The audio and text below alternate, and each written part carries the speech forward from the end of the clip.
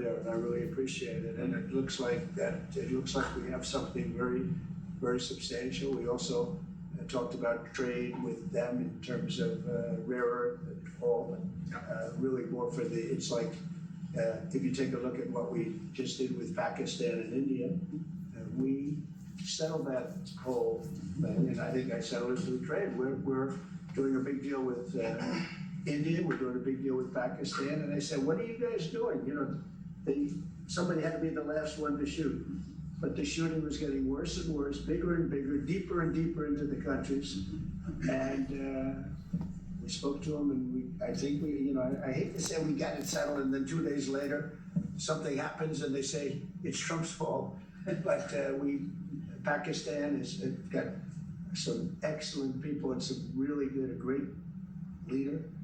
And India is my friend, Modi.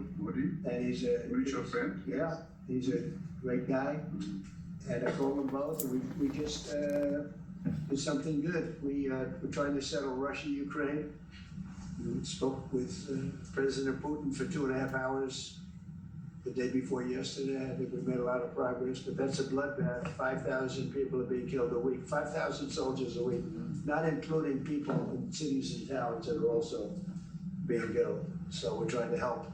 And it doesn't affect us. It's not our people, it's not our soldiers, it's Ukraine and it's Russia. But if we can save 5,000 souls, we'll do it. We're pretty good at it.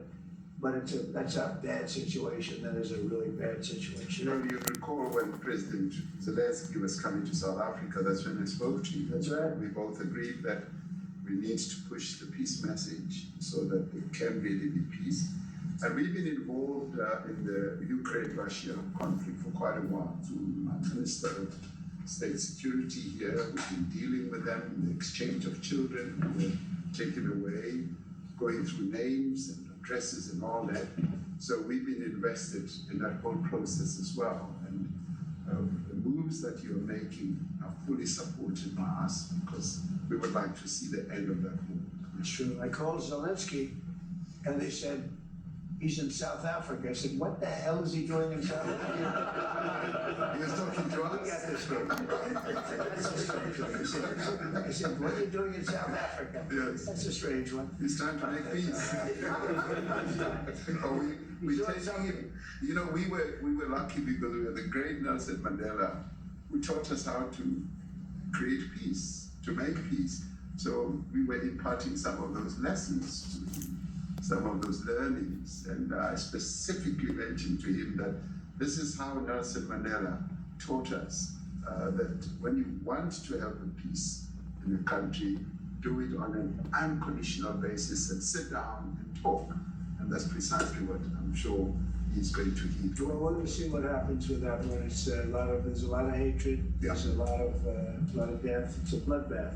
It is. Unfortunately. I get the satellite pictures of that field, of that killing field. You never saw anything like it in your life. It's a horrible thing that it goes on. But